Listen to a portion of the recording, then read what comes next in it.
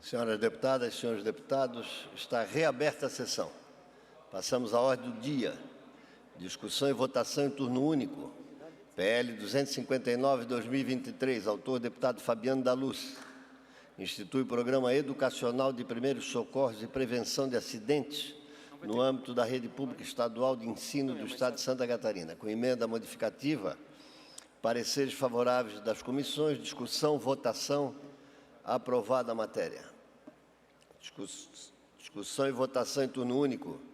PL 267/2025, autor deputado Sérgio Guimarães. Institui o Dia do Químico, que passa a integrar o calendário oficial do Estado de Santa Catarina. Com emenda substitutiva global, pareceres favoráveis das comissões, discussão, votação, aprovado. Discussão e votação em turno único, PL 462/2025, de origem governamental, altera o artigo 3º da Lei 17.435 de 2017, que autoriza a doação de imóvel no município de Lages. Pareceres favoráveis das comissões. Discussão, votação, aprovado. Discussão e votação em turno único, PL 480/2025, autor deputado Volney Weber. Declara de utilidade pública o Centro de Tradição Gaúcha Beira Rio, com sede no município de São Ludgero. Pareceres favoráveis das comissões, discussão, votação, aprovado. Discussão e votação em turno único. Projeto de decreto legislativo de número 003/2025, que tem origem na Comissão de Constituição e Justiça.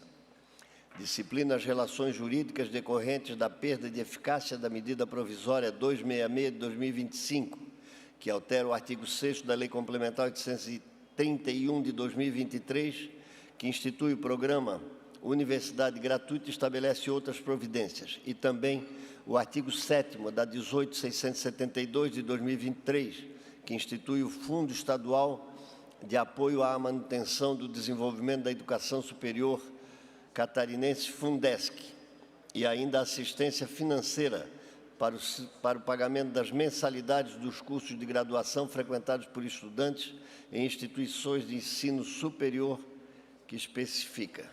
Parecer favorável da CCJ, discussão, votação, aprovado. Moções de número 406, deputado Neudi Sareta é o autor, manifesta ao presidente da Anatel e ao coordenador institucional da TIM, Região Sul, apelo pela manutenção e reparação na antena de transmissão instalada na comunidade de Santo Antônio do Meio, no município de União do Oeste. Discussão, votação, aprovada a moção. Moção de número 407, deputado Marcos Vieira é o autor, manifesta ao ministro da Agricultura e Pecuária apelo para que empreenda esforços a fim de implementar medidas de proteção às famílias produtoras de leite no Estado. Discussão, votação, aprovada. Moção de número 408, autor deputado José Milton Schaeffer, manifesta a contrariedade à inclusão da tilápia na lista nacional de espécies exóticas invasoras.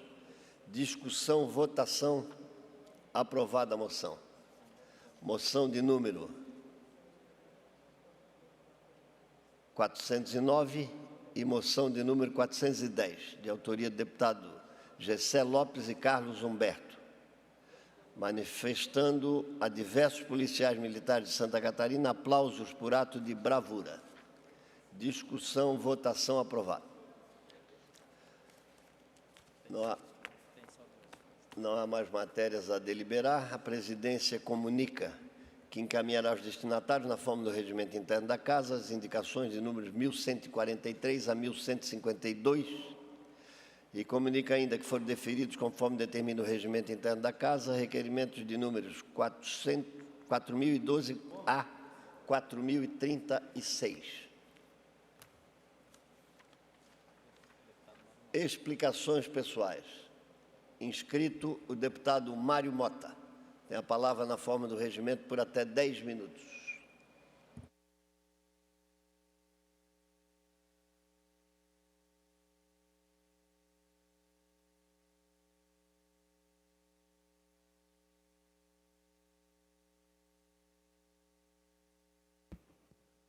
Senhor presidente, nobres deputados, deputadas, senhoras, senhores que nos acompanham pela TVA, YouTube e demais redes sociais da ALESC, vamos fazer uma ótima tarde. Senhores e senhoras, eu subo hoje a essa tribuna para apresentar atualizações importantes sobre o Morro dos Cavalos, especialmente no que se refere à segurança do trecho. Esse tema foi objeto de representação que encaminhei aos órgãos de controle e, felizmente, já apresenta avanços que me deixam muito satisfeitos. Após o segundo deslizamento, que pela segunda vez chegou a bloquear a BR-101 por vários dias, eu percebi que seria necessário ir a fundo nessa questão. Nesse sentido, realizamos uma revisão técnica detalhada da situação e levantamos a questão em abril de 2024 no Tribunal de Contas da União, na Controladoria Geral da União e no Ministério Público Federal. O que encontramos e levamos a esses órgãos foi preocupante. Eu peço o slide número 1 e mostro todos esses pontos da imagem, somados a outros 4 fora do Morro dos Cavalos, deveriam contratualmente ter sido e ter os seus taludes estabilizados em até 5 anos.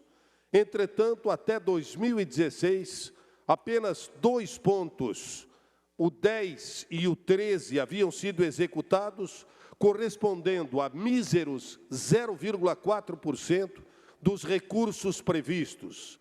Além disso, antes de completado o prazo de 5 anos em 2019, 21 dos 27 passivos ambientais foram excluídos pela NTT da obrigação de intervenção, sob o argumento de que haviam sido reclassificados com risco 0 ou 1. Os 21 passivos excluídos são justamente esses pontos em vermelho no Morro dos Cavalos, exceção dos pontos 26 e 35. Verificamos, porém, que a NTT foi alertada de que as classificações de risco foram feitas apenas com inspeções visuais, método inadequado para decisões dessa natureza. Identificamos ainda pontos reclassificados como risco 0 ou 1, mas que em 2012 eram avaliados como risco 3 e 4. Talvez não por acaso os deslizamentos de 2022 e 2024 ocorreram justamente nos pontos 28 e 40, classificados como 1 e 0 de risco. Como exemplo, segue a comparação das classificações do ponto 28 em 2012 e na reclassificação em 2015, ponto que veio deslizar em 2022. Por favor, observem slide 2, destacado em amarelo o registro de risco nível 1, atribuído ao ponto 28, quando foi realizada a reclassificação por meio do novo método em 2015. Slide 3. Agora vejam a classificação inicial em 2012, que apontava este ponto com o nível 4 de risco, um risco altíssimo, desproporcional ao custo. Como agravante ainda sobre o ponto 28, houve registros sucessivos de pioras nas condições entre 2018 e 2022, como a formação de blocos instáveis, queda de blocos e risco de queda de árvores, sem que a sua classificação de risco, nível 1, fosse revista para um patamar superior. É nesse cenário, senhoras e senhores, que temos atualmente mais de 20 pontos de encostas no Morro dos Cavalos, na mesma situação. Classificações de risco precárias e sem nenhuma intervenção por parte da concessionária. Felizmente, contudo, como mencionei no início, houve avanços importantes decorrentes da representação encaminhada por nosso gabinete aos órgãos de controle federais. No TCU, durante a fase das instruções técnicas, os fatos apresentados por nosso gabinete foram validados e aprofundados. Em resumo, as manifestações da NTT e da concessionária juntadas aos autos e devidamente analisadas, indicaram diversas situações que prejudicaram o objetivo de se evitar acidentes, tais como a inspeção e a classificação realizada pela própria concessionária, b, subjetividade da avaliação, c, subjetividade na definição das situações que demandam estudos, levantamentos e etc., e d, falhas na supervisão da ANTT sobre o acompanhamento da concessionária e na solução de empecilhos externos. Obrigado ao slide. No que se refere à atuação da ANTT, o Tribunal de Contas da União já havia identificado e reiterou que a agência apresenta problemas recorrentes de atuação proativa em questões contratuais, reforçando que essa fragilidade é estrutural e já está sob acompanhamento do Tribunal, conforme o Acórdão 2453 do ano de 2023. Sobre as metodologias de classificação de risco, os técnicos do Tribunal de Contas da União foram claros ao afirmar que, abre aspas, a mudança de uma metodologia para outra, sem que tenha havido qualquer intervenção que reduzisse a probabilidade de ocorrência de deslizamento em determinado talude, não seria capaz de alterar a sua classificação de instável para estável, fecha aspas. O relatório também apontou diversas outras inconsistências, concluindo que, abre aspas, considerando que há falhas e imprecisões nos procedimentos e nos normativos da ANTT relativos à garantia da estabilidade dos taludes, que devem estar sendo adotados na maioria das demais concessões da ANTT em andamento no país, à exceção das mais recentes. Emitiu-se o Acórdão 2294 do corrente ano. Abre aspas, autorizar a auditoria especializada em infraestrutura rodoviária e aviação civil, conforme o seu planejamento, a realizar auditoria com o objetivo de analisar e compreender os normativos e as metodologias relativas à garantia da estabilidade de taludes em rodovias federais e propor melhorias, tendo em vista a necessidade de promover uma infraestrutura resiliente com a minimização dos impactos econômicos e sociais. Fecha aspas. Mas os avanços não param por aí. No âmbito da ANTT, os processos recorrentes da representação apresentada por nosso gabinete foram apensados aos autos que deram origem, atenção, a uma medida cautelar contra a concessionária Arteris. Slide 4, por favor. Conforme se observa na publicação oficial, a deliberação determina que, no caso a concessionária não adote medidas mitigadoras imediatas, um prazo de 30 dias, prorrogáveis por mais 30, mediante justificativa, voltadas à prevenção de danos e riscos à segurança dos usuários e da infraestrutura, serão aplicadas multas diárias de 0,1% sobre a receita tarifária anual da Arteris. A agência reconheceu que, embora o túnel do Morro dos Cavalos seja a solução estrutural e definitiva, trata-se de uma alternativa a longo prazo. Por isso, abre aspas, solicitou à concessionária a apresentação de propostas de melhorias de curto prazo, de natureza operacional e de infraestrutura voltadas à implantação de soluções para a mitigação dos riscos e impactos atualmente existentes no referido segmento da rodovia. A concessionária até apresentou algumas medidas, mas foram consideradas insuficientes. Diante da inércia, a ANTT lavrou 2 autos de infração, sem resultados, e acabou determinando a medida cautelar. Portanto, senhoras e senhores, seguimos firmes e vigilantes na busca por soluções que reduzam os riscos ainda existentes no trecho do Morro dos Cavalos.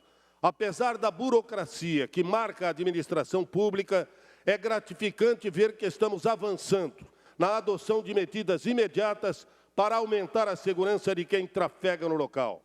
Em breve teremos novidades também sobre a reapresentação encaminhada à Controladoria Geral da União, atualmente em fase de elaboração do relatório, e sobre o processo em andamento no Ministério Público Federal. Agradeço a atenção do presidente para que pudéssemos concluir este relatório. E muito obrigado a todos pela atenção. Obrigado, deputado Mário Mota, ainda pelas explicações pessoais. Deputado Zé Milton, pelo tempo de até 10 minutos.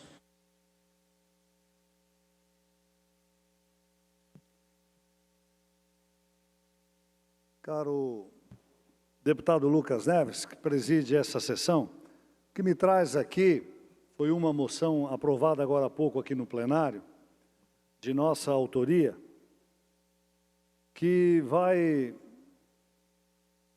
encaminhada para o Ministério do Meio Ambiente, mais especificamente, uma questão muito crítica e importante para a economia de Santa Catarina e do Brasil. É uma proposta da Comissão Nacional da Biodiversidade, a CONABio, do Ministério do Meio Ambiente, que quer tornar a tilápia uma espécie invasora, colocar numa lista de espécie invasora, e com isso fica proibido a criação de tilápia em todo o território nacional, com uma série de restrições, licenças ambientais, que vêm, inclusive, criar grandes entraves para a produção. Nós entendemos de que isso é um grande equívoco. Como engenheiro agrônomo, eu vi essa cadeia produtiva crescer em Santa Catarina e se tornar, hoje, uma mola propulsora da economia de mais de 30 mil famílias catarinenses que trabalham com a tilapicultura no nosso estado. Fonte de renda, gerando riquezas maiores do que 600 milhões de reais todos os anos para a economia local.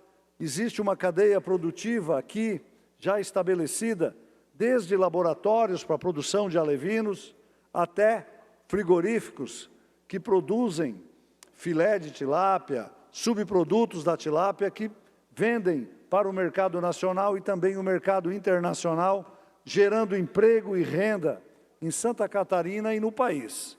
Mas se olharmos para a nível nacional, nós vamos observar que a cadeia produtiva da tilápia, ela é responsável por quase 60% de toda a produção de pescado no Brasil. Então, ela é muito importante.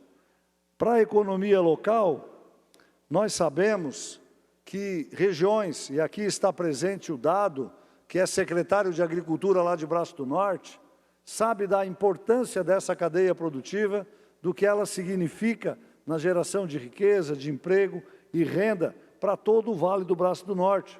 Mas eu poderia citar a região de Massaranduba, Ilhota e tantas outras aqui em Santa Catarina, que ao todo, por ano, retiram das águas mais de 50 mil toneladas de peixe por ano aqui em Santa Catarina. Então, essa determinação do Ministério do Meio Ambiente, através do Conselho Nacional de Biodiversidade, é um grande equívoco, porque nós vimos com frequência no noticiário autoridades do governo federal preocupados com a alimentação das pessoas, com a alimentação do trabalhador. E a tilápia, ela é fonte de proteína num custo baixo e de qualidade para o trabalhador.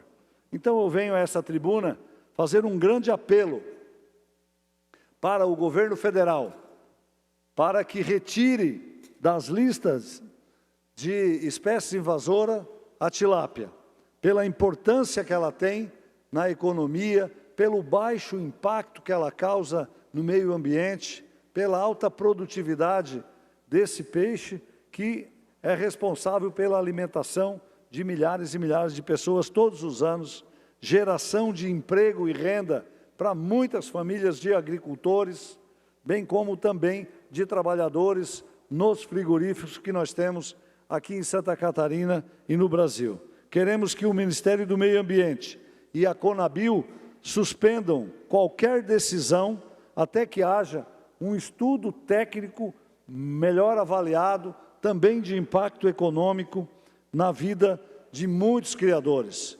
Agricultores fizeram investimentos, empresários construíram frigoríficos, baseado na capacidade produtiva da tilápia. E agora somos surpreendidos, de uma hora para outra, com a inclusão dessa espécie como uma espécie invasora, que pode criar várias restrições ao seu cultivo. Santa Catarina é um grande exemplo de que a produção em tanques é feita com preservação, é feita com qualidade e que dá para produzir e preservar o meio ambiente da mesma forma. Além disso, a criação em tanques também permite com que a água seja armazenada e fica retida, né, nas bacias hidrográficas, sem ir para o oceano, contribuindo também isso com a melhoria da qualidade do meio ambiente do seu entorno. Então, esta é uma atividade que ela ajuda o meio ambiente, ela não prejudica. Quanto mais nós produzirmos peixes em tanque, seja tilápia ou outra espécie, menos as pessoas irão depredar ou extinguir espécies em rios, em lagoas ou até no mar. Então, a tilápia, ela tem que ser vista pelos órgãos ambientais de outra forma, como uma espécie que produz carne para a alimentação das pessoas, que ao fazer isso, não diminui, né, a pesca predatória, tanto no mar como em lagos, como em rios, que existe aí afora. Então, o nosso grande apelo hoje, quero agradecer aqui aos colegas deputados que aprovaram a nossa moção direcionada ao Ministério do Meio Ambiente, deputado Volney Weber, né, que sabe da importância da tilápia na economia de Santa Catarina, para que o Ministério do Meio Ambiente e o Conselho Nacional da Biodiversidade suspenda, de uma vez por todas, essa determinação de incluirmos a espécie da tilápia na lista de espécies exóticas aqui do nosso país, porque isso vai prejudicar muito a produção do setor, a economia, a geração de emprego, mas também a alimentação do povo brasileiro vai ser prejudicada, porque, eu repito, 60% de toda a carne consumida de peixe no país, ela é oriunda da produção em tanques da espécie de tilápia, da tilapicultura. Então, fica aqui o nosso apelo ao Ministério do Meio Ambiente, ao Governo Federal, para que suspenda de vez essa determinação. Mais uma vez, muito obrigado a todos os colegas deputados. Obrigado, deputado Zé Milton. Gostaria de fazer uma saudação aqui ao prefeito Alcione e o vice Palito, juntamente com toda a comitiva do município de Monte Carlo, que estão visitando a Assembleia. Sejam sempre bem-vindos a esta casa. Ainda pelas explicações pessoais, pelo tempo de até 10 minutos, deputado Jair Mioto. Vossa Excelência está com a palavra, deputado.